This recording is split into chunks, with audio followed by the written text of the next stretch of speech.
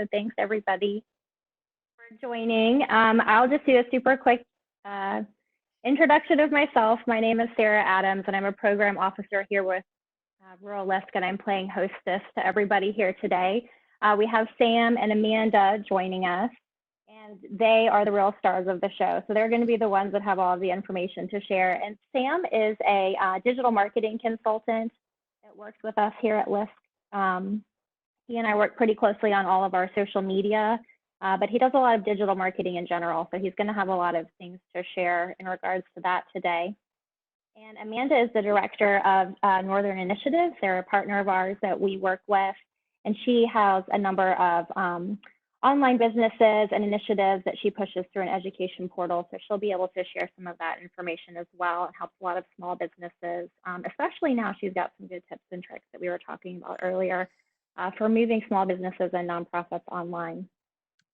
And I'll let them introduce themselves a little bit more too, obviously, before they each get started. So Sam, do you want to start? I can make you the presenter, and you can introduce yourself and start working through your slides. All right, great. Hi, everyone. I'm Sam Dolgin-Gardner. I'm a digital marketing consultant, and usually I'm based in New York City, which is probably the least rural place in the country. But at the beginning of this, I relocated with my family to a rural area in Maine where my parents have a cabin because we have a kid and dogs, and I have some friends in New York City with their kids who have not been able to go out in literally 2 weeks. So since getting here, after quarantining ourselves, we sort of noticed that a lot of the businesses around here are still finding ways to operate, and they've been really innovative in operating. And we've actually found that our local farmers have told us that it's not really a big change for them. They keep working on the farm and they operate a farm stand, but the big change is now, instead of people just dropping cash off in the box, they take Venmo instead. So we text them and they let us know what's going on, and so they let us know if the hens have eggs that day, and if the pigs had any kids that day, and we come by and put in our order and pay with them on Venmo. So I've been really impressed by how they've been able to adopt that. And I've seen some businesses that had a little bit of a harder time doing that. So I wanted to create for people who, like you guys, who work in rural communities, I wanted to create sort of a checklist that you could share with all of your small businesses and all of your partners. That sort of any reasonably intelligent, this is targeted if you have a reasonably intelligent, reasonably computer savvy high schooler or college student who's at home, who's not doing that much. All this stuff should be pretty easy. Say me and I'm muted.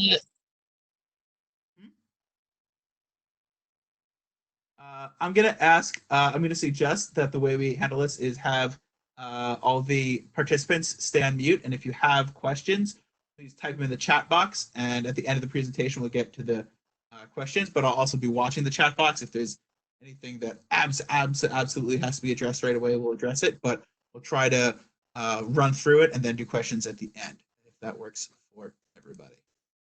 Also want to let you guys know that all of these slides are going to be available to you. I want to make this a knowledge sharing project. I don't want to come in here and be the guy that says, okay, this is what you have to do, and you just go out and do it.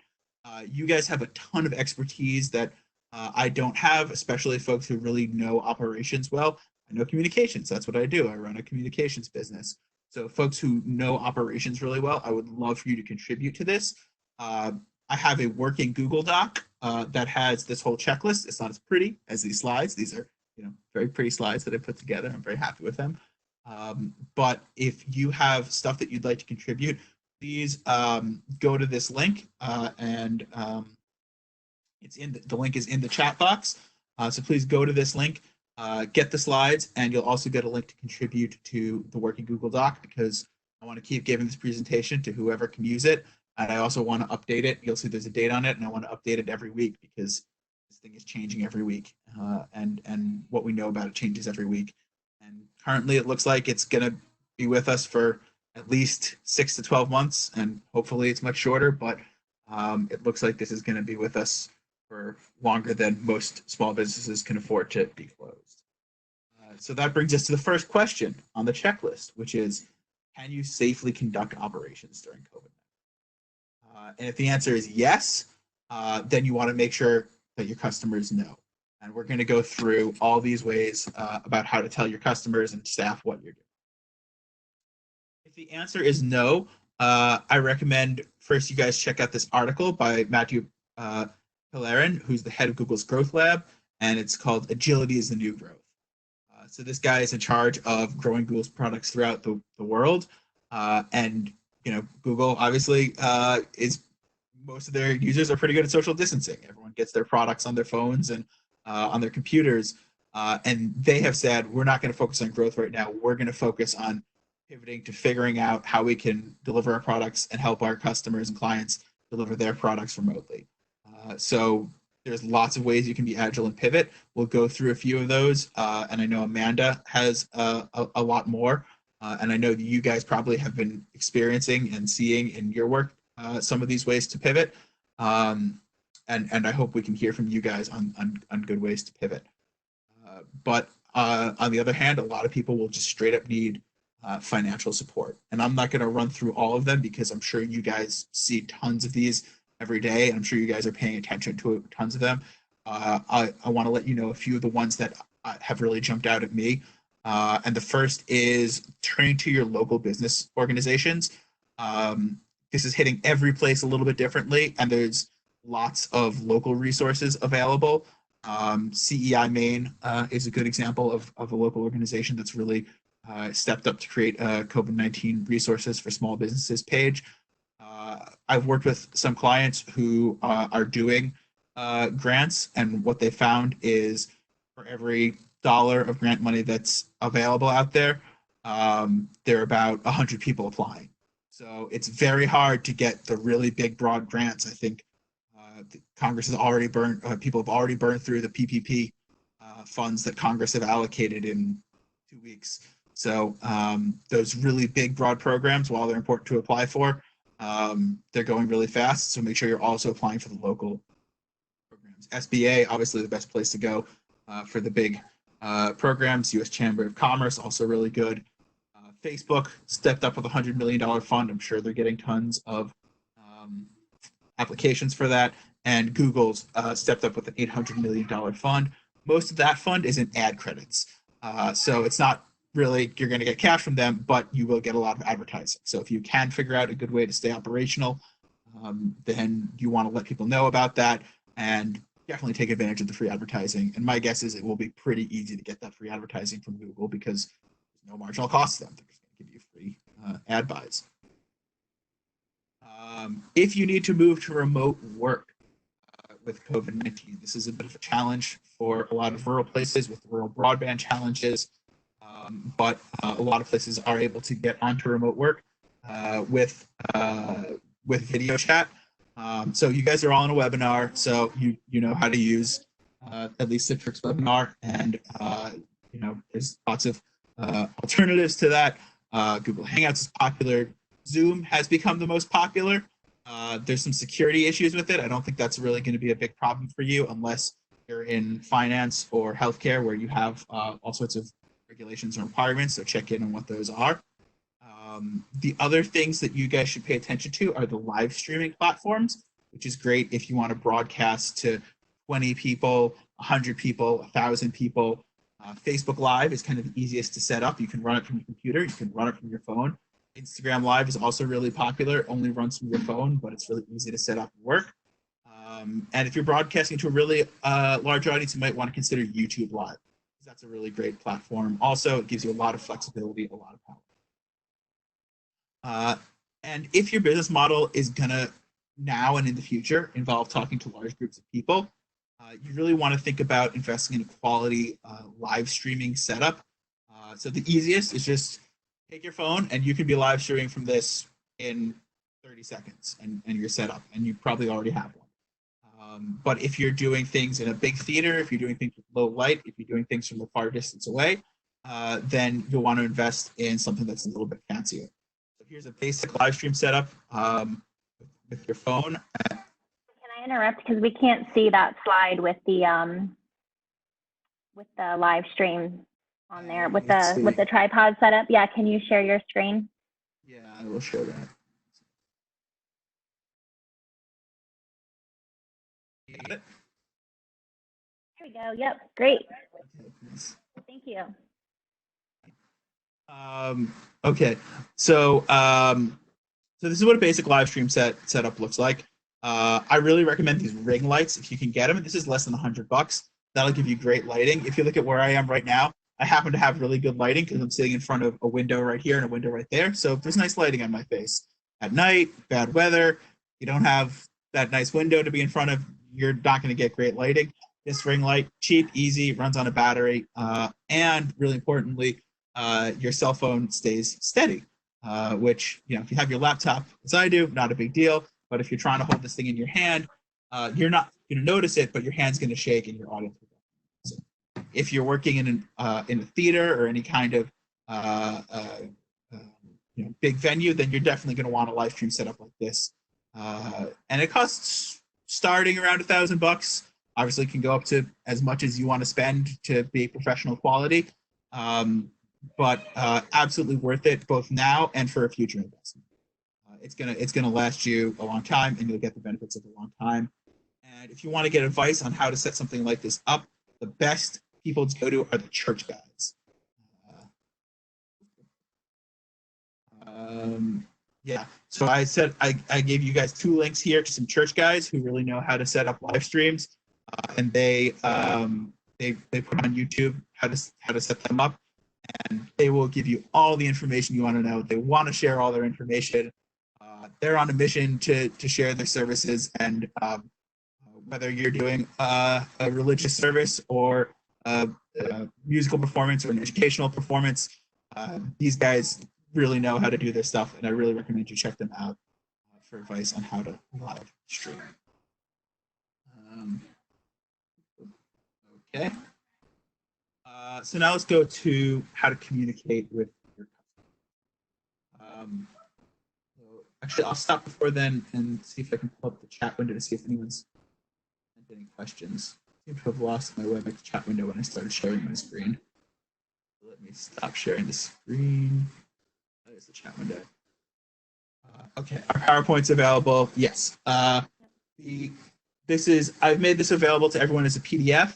But if you want want it in PowerPoint format, just send me an email, and my email is sam@DolginDM.com. Also reachable on all the social media platforms. So if you want it in PowerPoint format, so you can play around with it yourself, I will be happy to send it to you. So let's go to communicating with your customers, and this is going to be really important. And most people think that the first way to do this is with a website. And I would actually suggest for most of the people you work with, most of your clients, it's not necessary. A Facebook page will do 70% of the work of a website for quote unquote free. It's free to set up, it's free to use, it's free to update. You can showcase products and services, you can communicate with your customers, and you can update all your basic business information. The catch is that Facebook will, when you post on Facebook, if you're posting in that Facebook feed, if you're a business page, and you should be setting up a business page for your business, they will not show you to as many people as have said, I want to follow you, unless you start paying them. So that's how Facebook makes its money from businesses that want to get their message out. So it's free to have that page, and if people search for you, they can find you. But when you start posting stuff, you're not going to get to as many people as you would with a personal page. If you want to start your own website, if you decide that that's something you're ready to do, and you want to do it yourself, or you've got that bright high schooler or college student that's at home with not that much to do, I recommend looking at Squarespace or Wix if you're like a service business, or Shopify if you're a retail business. Cost is somewhere between $150 and $250 a year.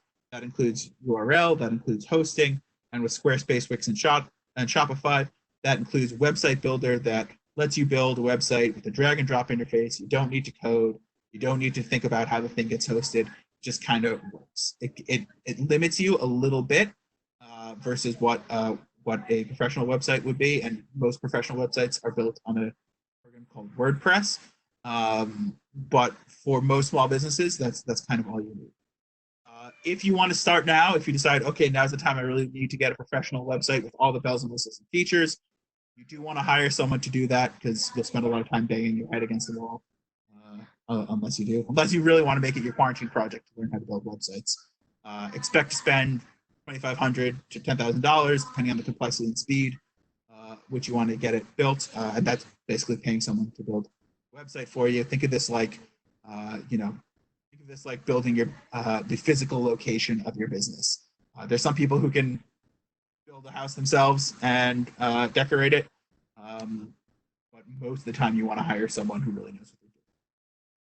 If you already have a website, you want to make sure that your front page is updated with information on your COVID-19 response, that your contact information, hours in operation are up to date, and that if anything is unavailable or delayed due to COVID-19, basically you want people to know when they come to your website that you're responding, that you're paying attention to COVID-19. Actually, even more important than a website, I would say start an email list. When my clients come to me and say, what should I do? I always tell them the first thing they want to do is start an email list. And the reason is everyone checks their email, everyone reads their email, and your emails are always going to go out to people who care about you because they've already communicated with you and told you, give me your email address. I recommend MailChimp. It's free up to 2,000 contacts. After that, you start paying $10 a month. Constant Contact is another one if you like that. But I find MailChimp very easy and straightforward to use. If you don't have a list of people already, what you can do is you can export your personal email contact list, your professional email contact list, and then you want to comb it. You want to make sure that you're taking out people who don't want to hear from you, ex-girlfriends, ex-boyfriends, basically anyone who you don't really want to be communicating with. Take them off of it, or addresses that are dead addresses or generic addresses, info@admin@. So make sure you're comb that list. But you probably have a couple thousand contacts already in your personal and professional email accounts who would like to hear from you. You've already got an email list. You want to be figuring out your rhythm for how often you want to update people on COVID-19 response. Do you want to send people a message every week saying, here's what we're doing? Do you want to send people a message only when something important is happening? So figure out what rhythm works for you. And when you send those emails, be sure to include calls to action to your customers. Say, during COVID-19, we're not in operation, but you can support us by buying a gift card. Or during COVID-19, we're doing curbside service, and here's how you can find out what we have available today. And then once those emails go out, be sure to check your analytics reports on those emails. That's especially why you want to use something like MailChimp or Constant Contact rather than just emailing people, because those analytics reports will tell you who's opening your emails and then who's reading and clicking on the links in your emails. And that's super valuable. The emails I send, I always go in and check to see, has the CEO of my client, opened this email? And then if they've opened this email, what have they been clicking on? And let's put in more content like that so the CEO is happy. So you can send out a broad email, but really target it to individuals who you know. The second, going to social media, which is what I do for LISC. If you don't have social media accounts already, I recommend starting with a Facebook business page. And that's going to be separate from your personal account. And there's lots of good reasons for that. But the easiest is, because you're probably going to be posting pictures of your family and kids, grandkids on your personal page. A lot of people also like to post the politics, which, however strongly you may feel, probably want to keep away from your business. And the business page can be purely for your business.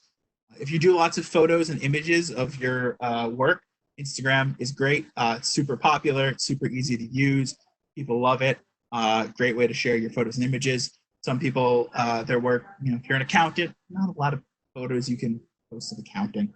So you might just stick with it with Facebook. If you're in public affairs or journalism and you want to rapidly update people with your status, try Twitter.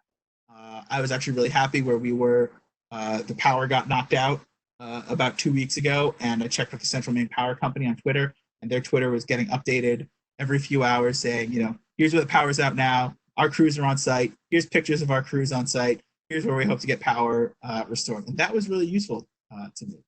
If you're a writer and you produce lots of written words, try medium.com. It's a great blogging platform. If your primary focus is B2B, there's accountants, lawyers, LinkedIn is usually where you want to go. If you're B2C, business to consumer, Facebook is a little bit more friendly. But LinkedIn is also worth doing and checking out.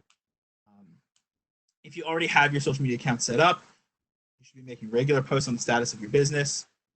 You should be responding to messages and comments promptly. Especially on Facebook Messenger, if you're doing B2C, Facebook Messenger is really popular. People will be sending you messages saying, are you open? What's in your inventory? When can we come by and pick stuff up? If you can get feedback and you can get regular customers to post on your page or make reviews, that's really helpful too, especially if you have fresh reviews saying, we're so happy they're open during COVID-19. We were able to get this curbside service and we appreciate it. You should be looking at your analytics to see what type of posts are most popular. And then if you're applying for those Facebook and Google ad grants, you should be taking that content and turning those into ads, which will just push it out to way more people. So one business I worked with was a restaurant, and at the beginning of the crisis, they said, we're open, and if anyone needs food, just let us know. We'll make you food. No questions asked. At whatever price you need. That was hugely popular. That was shared a ton of times, and so that became sort of the core of their COVID-19 messaging, which wasn't, hey, we're open, come buy our food, but hey, we're open, our food is available, and that drove a huge amount of traffic to their page, and lots of people wrote and how much they loved them, how much they supported them, how much they appreciated them. But the most important thing, and thing I want to leave you guys with, is you want to take control of your business's listing on Google and Yelp. This is, if you leave here and do one thing, do this one thing. You want to make sure that your contact information hours are up to date, and ideally you want to respond to a few reviews to make sure people know that you're active. I'm going to show you guys why. So this is a business that LISC supports in Chicago called in Boston called Lindigo Spice. They make spices and chutneys, and they have a really nice website, right? If you look at their website, it breaks down all these details. They have a really popular Facebook page. Lots of people love them. They get great ratings, but they haven't taken control over their Google listing. This means that when people Google Lindigo Spice, they don't know if it's open. They don't know the hours. Maybe they don't have a good photo of them and their offerings. They really don't have a lot of information. And this is a shame because these guys do a good job on Facebook and they do a good job on their website. And they even get good media. And you guys can go ahead and Google them and see what this looks like in person.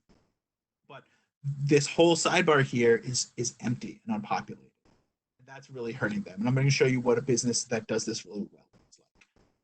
This is Azucar Coffee, another business LISC supports in Phoenix.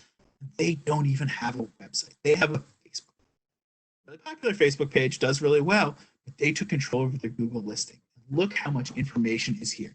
First of all, we got 500 people almost reviewing them, saying their coffee is great and giving it 4.8 stars, which is a great endorsement. And we know about how much it costs. It's only $1 sign. It's not too pricey. We know what the inside looks like, inside and outside. We know what their website says. It says they have a website here, but I didn't see the website when I looked for it. Very importantly, we can go to their menu and we can see what their menu looks like. We got a phone number to call them directly. We got a picture of their products, and we know how popular they are. And this is even more important when you go to mobile. 72% of searches for food and beverages are on mobile, and this is what comes up when you search for Azucar Coffee Phoenix. First, you get these reviews. Again, great reviews. It was closed last night when I searched. I searched at about 10 p.m. last night, but we knew that it opens at 6:30 a.m. On Friday. And this is a new feature that Google has, which it says they're not open for dine-in, they're not doing delivery, but they do have takeout. So that's hugely useful information that someone would want to know during COVID. So absolutely, if you're going to do nothing else, take over your Google and Yelp pages. Yelp, it's a similar thing. I'm not going to bother to show you that because it's the same process, but the links are there for you to do.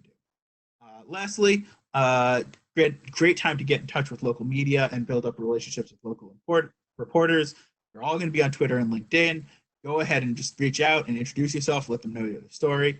I do a lot of media coverage for LISC. I found if you can find your local biz journal, they're going to do really good quality local business reporting. They're a big chain. They have outlets in basically every mid-sized market. You should definitely reach out to their journalists and say, here's who we are, here's what we're doing. We're available as sources for you. If you already have a relationship, you should be reaching out to these guys. And if you still are making a decent revenue stream, consider buying an ad to support your local newspaper. Like, especially now, local journalism, really understanding what's going on in your community, really getting good reporting on that is hugely important. So great time to buy ads and build that relationship. Duplicate. And don't also forget to just hang a sign on the front door. People are out and walking the streets still. So don't forget to hang that open for curbside service or open on our website or call our phone number sign. All right, and that's my presentation. So with that, we'll turn it over. I see a question. Are Facebook grants for boosting posts? Yeah, those are Facebook ad grants. That's for boosting your posts. So definitely take advantage of that. Apply for that. They've said they're going to do $100 million. I bet they'll do more because there's no cost to them. That, like there's no marginal cost whatsoever for Facebook to do that. Especially if you're a first-time customer, they're going to be very happy just to see you, buying ads for the first time and setting up an ad buy, because you kind of get addicted and start doing it again and again. So that was the only question. With that, I will turn it over to Amanda. Yeah, thanks, Sam. Amanda, are you ready to go? I can make you the presenter. I'm ready. Great. And please, you guys, everybody, all of the participants, if you have any questions for Sam or Amanda, please put it in the chat box. If you have anything that you're doing that's been working really well, please also just, put some comments out there. We'd like to read through those and be able to review them and share them with everybody else as we go. All right, Amanda, this was coming your way.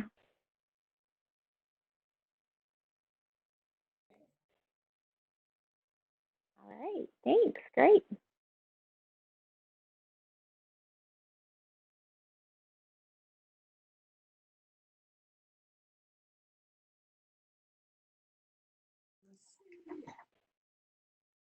Okay, so are you seeing my slide now? We do see it. It could probably be a little bit bigger. Yeah. See it. It's not full screen. We see the notes and stuff on the side.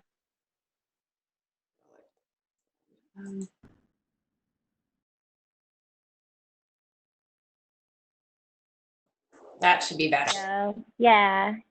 All right. Well, thank you. And yeah, Sam and Sarah talked about we don't know all of the things that are out there, and so we're just here to share some of the tips that we're seeing, share some ideas, and would love to hear from others too, because I think we're seeing a lot of the same things in all of our communities, but then there is some really unique things that are happening as well. So please share those and ask your questions too. So just a little bit about Northern Initiatives. So I'm the Director of Business Services at Northern Initiatives, and basically what we provide is money and know-how in Michigan and the border counties of Wisconsin. And so the business services is really the know-how portion of it, and what that means is with all of our loan borrowers, so we provide loans to startups and existing businesses that aren't able to access traditional financing. And then we couple them with coaching and knowledge. We've developed an online learning portal called Initiate that has over 100 resources on money, marketing, and management that also 8 other organizations that are supporting entrepreneurs are using across 29 states. So we've been doing a lot of this virtually. And up until the last couple of years, we were 100% rural. We now have some urban territories. So we really understand this challenge of especially supporting rural. And I think we're all kind of, what's happening now that we're all isolated is really this great equalizer, and we're all having to learn about how do we use technology to get beyond this isolation, beyond seasonality. And that's something that we've been talking about for a long time with rural businesses. And it's just so much more important where we are today and, you know, what we're seeing, you know, in the future too. So Sam gave great ideas about, you know, how do you use social, the technology, the video setup. With my video, unfortunately, I have really bad, I have good lighting, but it's behind me. So I still need to get one of those ring lights or something, so I'm a little bit better when I work on, do these video conferences.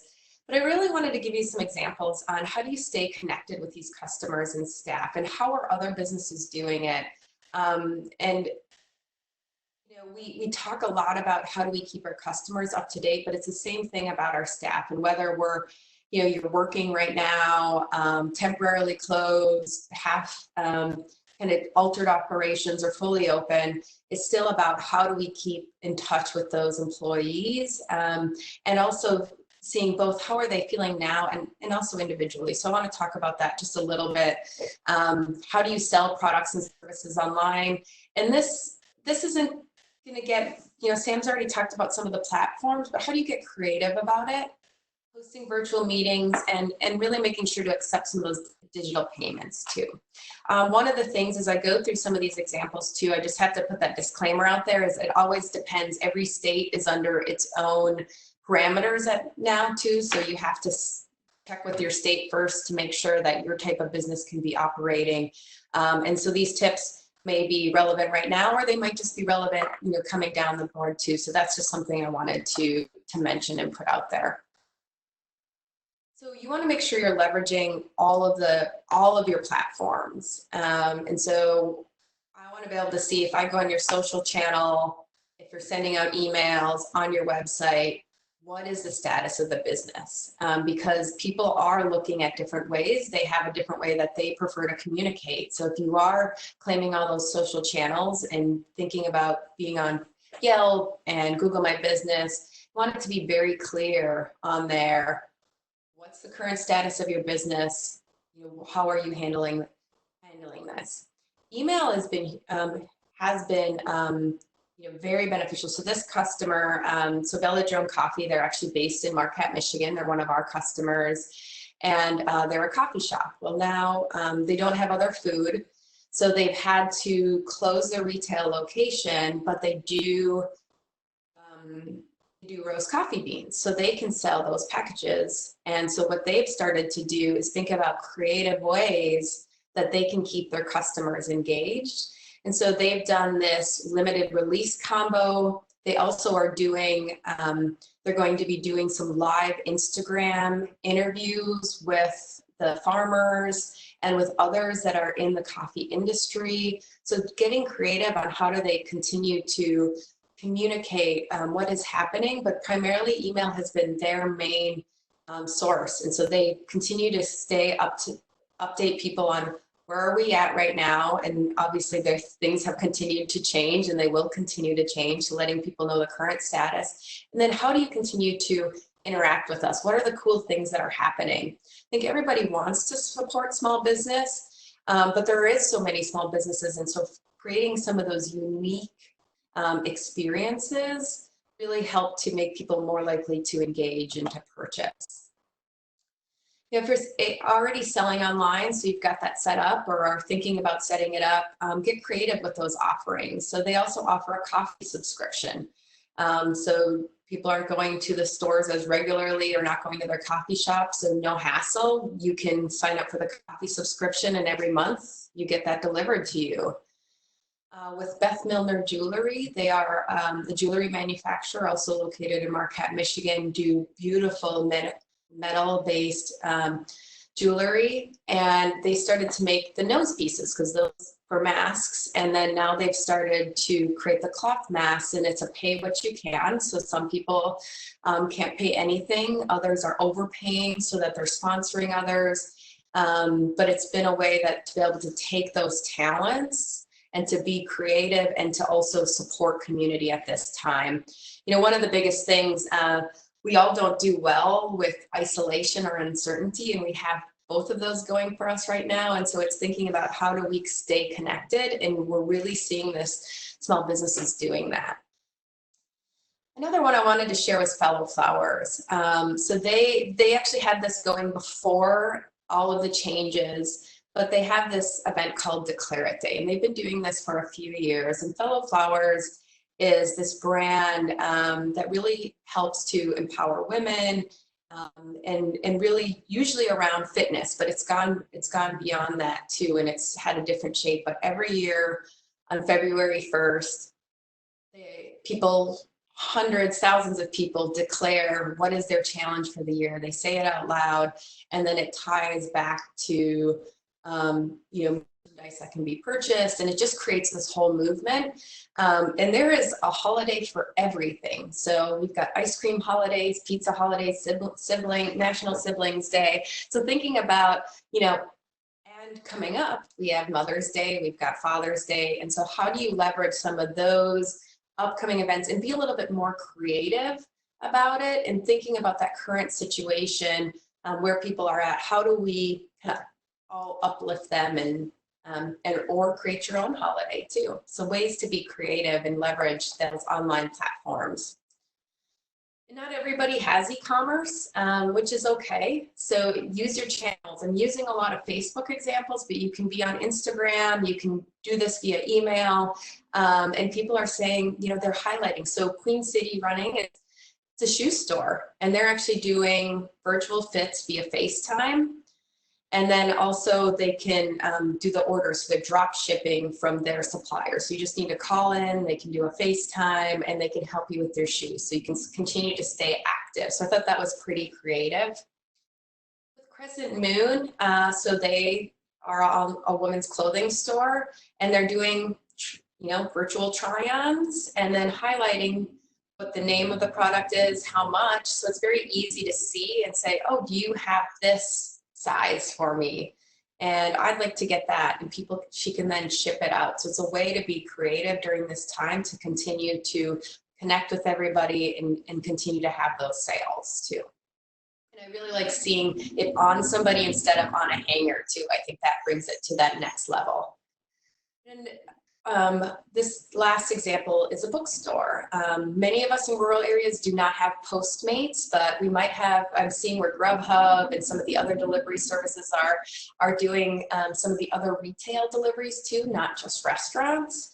And so it's another idea, but it's just about being clear. What do you currently have offering? And this is going to continue to change. So using these channels to say, this is what we have available, promoting what's there, and continuing to keep everybody up to date. We're seeing a lot of pickup and delivery, not surprisingly, but it's not just from restaurants. With the Torty Taco example, I really wanted to highlight they're also being very clear about the precautions that they're taking, about cleaning and about health is the #1 priority. And then they list the multiple ways that you can place their order. So it's very clear. And I think as we continue to move forward, this cleanliness piece about how are you handling the food, what are the procedures you are following, that's going to have to continue to be a message too. So being clear about that instead of just assuming that they know we're following these procedures. I think it's good to remind people about that and make it very easy on how you can order. Another one is a food co-op. So this is the Marquette Food Co-op too, and so we're based in Marquette, Michigan, so that's why you get a lot of Marquette restaurant or Marquette locations that I'm providing examples. But others of these are based, throughout Michigan and in Wisconsin and a couple other areas. But that's where our home is, so that's why I'm showing a lot of those and where we have a lot of customers. But they have grocery pickup. So beforehand, they had this very limited, but it's become very popular. People don't want to have to go into the grocery store. And so there's now that they can do delivery or you can do curbside pickup, and they've seen it take off so much that they actually have to close the store for certain days because they need to train their staff to be able to handle this. And I see that this is most likely going to continue, in more urban communities. Curbside pickup has been something that's happening all the time in grocery delivery. And now we're seeing it much more in rural communities and others. I see that this most likely will be another trend. So, parents don't have to think about bringing their kids in and the kids want candy and they want to pull different things off. It just makes it very easy that you can be online at home, select the things you want and drive by and be able to pick those up too. So continuing to think about, is there ways that we can do that? Another one is Farmhouse. So they are a studio. They actually have a little bar and they have a studio where they'll do events, and then they do sip and paints and a lot of other creative activities. And right now they can't be open, so they actually are doing curbside crafts, pick up and paint, and where they're doing virtual painting. So people can pick up the kits and then they can be at home, their family can be doing this, and they can be following along on doing that. So it's another nice way to think about how do you bring these activities in without being able to go to that physical space. We're also seeing a lot of different things beyond that typical carryout too. For meals, a lot of trends are thinking about take and bakes. So we've got a big pan of lasagna. You can take that home. It's much more economical. It's good for a whole family. And then you're not just getting the one meal takeout, but you're gonna have something that you can have over multiple meals. Also meal planning too, so either ready to eat or other meal kits and planning. We're seeing a lot of trends around that as well from restaurants, and they've been very popular. And then another one I wanted to highlight was Petoskey cheese. So they are just what it sounds like, right? They've got a lot of cheese. So what they've done is they actually created a cheese tasting kit and then did a virtual, through Instagram, a virtual tasting. So it was a nice way. So instead of just buying the cheese, you're now getting this whole experience. You can invite your friends to join in as well. And you're part of this community. It's again, trying to create these unique experiences and feeling a little less isolated. And then with the last example, at least in Michigan, and this again varies for different states, restaurants are now have the ability to be able to sell grocery items. So Teal Lake Pizzeria, they also are offering a roll of toilet paper with every pizza that they sell, but they also have these grocery grab bags too. So a lot of the common things that people need. Also some of the things that are hard to find. Paper towel is a very hard thing to find. But this is just some of those basics that they can pick up, and they can also get a hot pizza if they want at the same time. Live and on-demand offerings. So I've actually been working remotely for 4 years. I actually live in Arizona, serving Michigan. So I've been very used to using technology and using GoToMeeting and Zooms to be able to work with small businesses and provide coaching. But many of us, it's a new shift. And so really having to think about how do you transfer what you would do in person into online. Some things transfer very well. Some things are a bit tougher too. So it's really thinking about who that audience is and can we transfer it. And everybody's more open too right now to do this. And it's a way to also broaden your audience. So with Formula, they are actually, they're an exercise studio. So it's a treadmill studio. And so obviously all the classes were done in person. They've got collegiate coaches there, but they had to close because of what's currently happening. And so they've shifted to a completely online model, and they now have live trainings that they're using their technology they had before for registration, and then using, which now connects with Zoom so that they can do live trainings. They are then recording those and creating other on demand. They're also doing virtual coaching as well as podcasts too. So they'll do coaching where they run you through intervals. So you can be listening to the podcast with music included and everything timed perfectly. And they're talking you through, okay, we're having a 30-second hill and you get to rest. So thinking about how can you get creative and with this, they've been able to reach beyond their community. So instead of just being in Charlottesville, they're now having people in Wisconsin and Arizona and Texas. And so this has created a whole new shift for them, and also something as they think about reopening. You know, their main focus is still going to be in studio, but long term, they're planning to keep some of these recorded, these on demand, and this distance coaching as well. They've really seen that this is a new opportunity for them. So it's going to be a shift from what it was before. And I think that's a lot of, what we want you to think about is there was before, there's now, and then what's it going to look like later? And it's probably going to be a mix of the before and now, or it might be something totally different too. But that's something really want to be thinking about, is how do you get creative during this time and continue to adjust as we learn things, and the future is a bit unclear. Colorado Enterprise Fund is actually one of our peers, and they provide similar services as Northern Initiatives does, and they have really brought a lot of things online. So they're doing small business roundtables, they're doing webinars. So just thinking about how do you do these services, just like we're doing this webinar now. We know, we might not get a lot of people on the live webinar. We'll still get a good number, but then after, people can go back and they can listen to it. They're able to digest it when it's good for them. And so just thinking about how do you create some of these opportunities so that people can come together.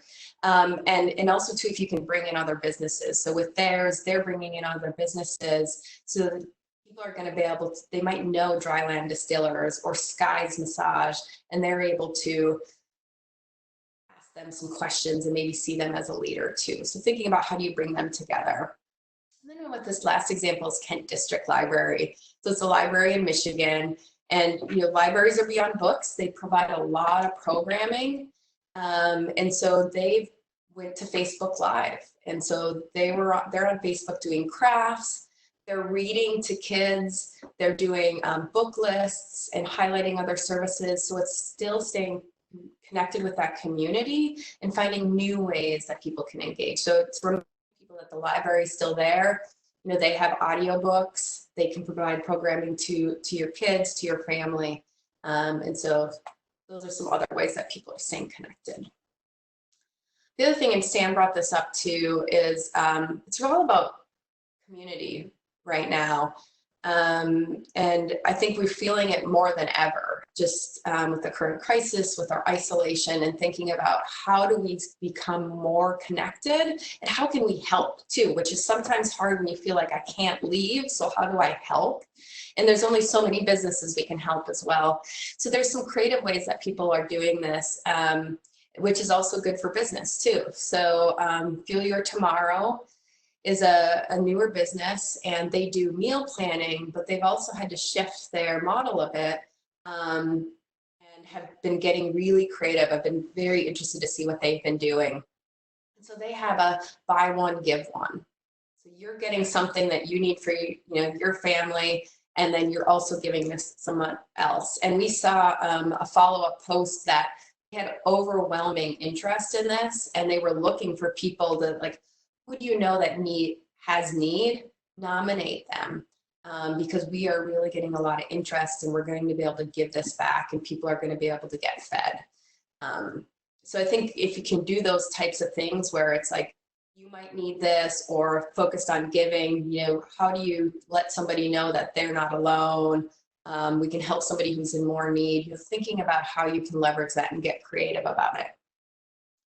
This Queen Creek Running Company, I wanted to bring this up just because it's a little bit different. And so they do, every other week, they have a running group, which of course now we're not running in groups. And so they've moved to virtual, and they're using the platforms that their customers would use. So they're using things such as Strava, which is social media for athletes, and they're using Instagram. And so where they are paying attention to where are their customers at, and they've created this movement called distance over distancing. So for every sticker you purchase, a portion will go to a small business, and they also match it too. So at the end of the week, they'll find out how much funds are available. They'll select from random people that are participating in this group, and then they can select from there. Those winners can select what small businesses they want gift certificates from. So it's a way that it keeps people motivated to stay healthy. It keeps them connected with the organization, but then they're, as a small business, being able to also support other local small businesses as well. And the last one I wanted to mention again was is Fellow Flowers. There's so many great examples. I have to say I had a really hard time, and then I realized I can really only fit 3 examples per slide, or it got very busy. But I'm hoping that these give you just some ideas and some inspiration to think about how, you know, as you're either talking to small businesses or if you're a small business owner, how can you get creative during these times, and moving forward too. This is just, I think in these times of uncertainty, creativity just really comes out and new ways of doing business really come out. So I'm hoping that you come away with some new ideas, or maybe even some sites to look up and see what they're doing. So then with this last one, you know, there's a really thinking about our frontline workers. And so Fellow Flowers has done this movement that you can gift a shirt. You can also purchase one, but you can gift to somebody you know, or someone, you know, you don't know, because you really want to be supporting those that are on those front lines and showing them that you care. And then you see all of these pictures that then on social media where people are very excited that they got their shirt, they're showing it. It creates this movement, this good feeling, and it helps with that awareness of that business too.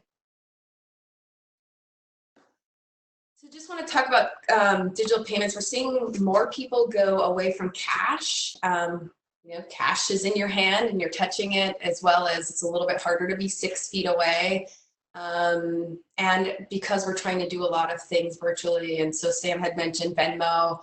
You're seeing, I'm seeing artists that are doing live performances. They can't be in person, so they're doing them via Facebook Live and saying, if you want to donate, there's PayPal, Venmo. You can send easy invoices through, if you've already got a point of sale or accounting system like QuickBooks or Wave. There is simple card readers like Square, or talking to your local bank. So it doesn't need to be hard to start to take. You just be very simple at first, even starting with a Venmo or a PayPal or using Square. My warning is always just understanding the rates and fees. Is there monthly fees that you're having to pay? Is it a per swipe? And so just understanding those, as well as anytime you're taking credit cards. So if you're using Square or PayPal or anything that's processing a credit card, they also will offer loans. And you need to be very careful about what the fees are on that. So you don't have to take it, but it's going to show up really nice. You could get this cash. And so I just want to put that warning out there. Always think before asking. If you're already working with a lender, or if you have a coach or anybody, please just talk to them before you click on that. I've seen it too many times, so I have to bring it up whenever I can. And the last part I really want to talk about is staying connected with your team. So it's not just about connecting with our customers, and it really is, you know, we want to be thinking as much about our customers as our team. And our team, each person is going through something differently. You know, some organizations are still able to work together. Many of us are not able to, and we're having to do it remote. And many people are doing it remote the first time, and are feeling very isolated. So at Northern Initiatives, we have set up regular meetings where all of the staff are connecting. We're on video chat. We have an agenda that's we set up each day, and people can add to it. And then we also have resource links. So there is a lot of information coming at us, and I feel every day it's information overload and trying to sift through.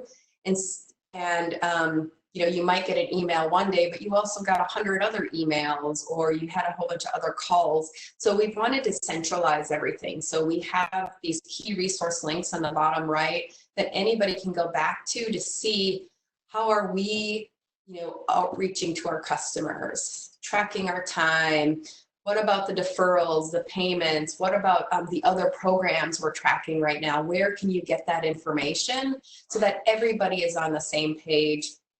And I just don't assume that I sent this one email, they must have heard it, because there is this information overload.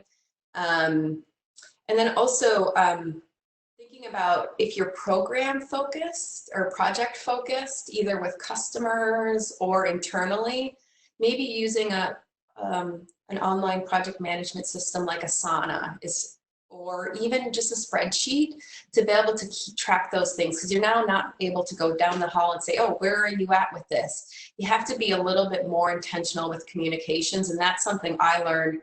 I was in the office for 12 years and then transitioned to being remote and had to be very conscientious about my communications. I had to communicate much more often, and I couldn't assume that they just knew what I was doing. So that's one of the things I just wanted to highlight. And then check in with staff individually. See just how are they doing? How are you holding up? And if you can, utilize video.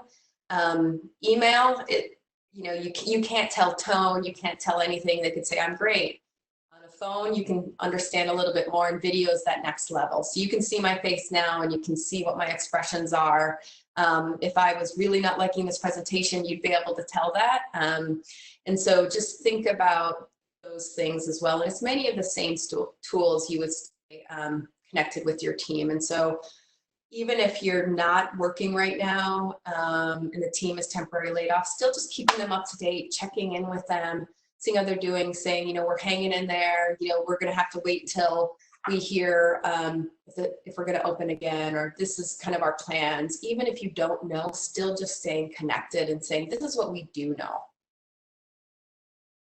And then when you download the PowerPoint, you will get a list of resources. So that checklist, check out that checklist that Sam has created. It's great and it's very useful.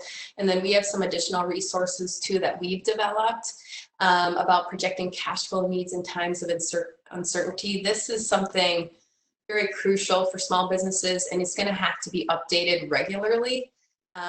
It's not digital strategies, but it is something that cash flow is king. So thinking about how do you adjust that and see what do you really need to get through these times, and working through different scenarios. What if it takes 3 months for us to get back up to speed? What if it takes us 12 months? What does that mean for us? And it helps you make better decisions about your staffing, about your marketing, about the products that you bring on. Maybe you have a limited menu because you don't want to purchase as much inventory at first. So start with that, and then additional ones for restaurants and retailers and manufacturing. And you will have Sam and my information, our emails at the beginning of the presentation. If you have any questions, please just reach out to us. And so with that, I'm going to turn it over to questions. Yeah. Hey, Amanda, Kelly had a question. She wanted to know what tools you recommended for centralized tracking of projects. Yeah, so I have tested almost every project management system out there because I like project management, kind of a data geek. But the one I'm using right now is Asana, A-S-A-N-A, and you can start out free with it. It's very simple, but I've seen that those that don't like project management as much aren't as into Gantt charts, and that it really helps. And I've used this with multiple customers. There's some other ones too, like Teamwork, or just using a Google spreadsheet too. So I would say those are some of the kind of the key areas that we start with.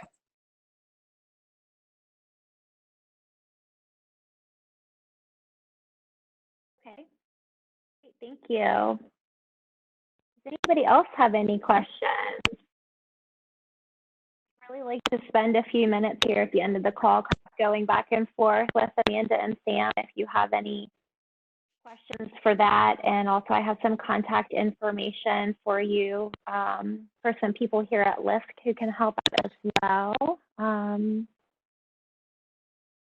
Everybody's still on mute, so just type in your chat if you have a question. And I know there was a question about if I'll be sharing my presentation, but it actually is all included. So the one that Sam has uploaded, when he included that link at the beginning, that has Sam's slides and my slides.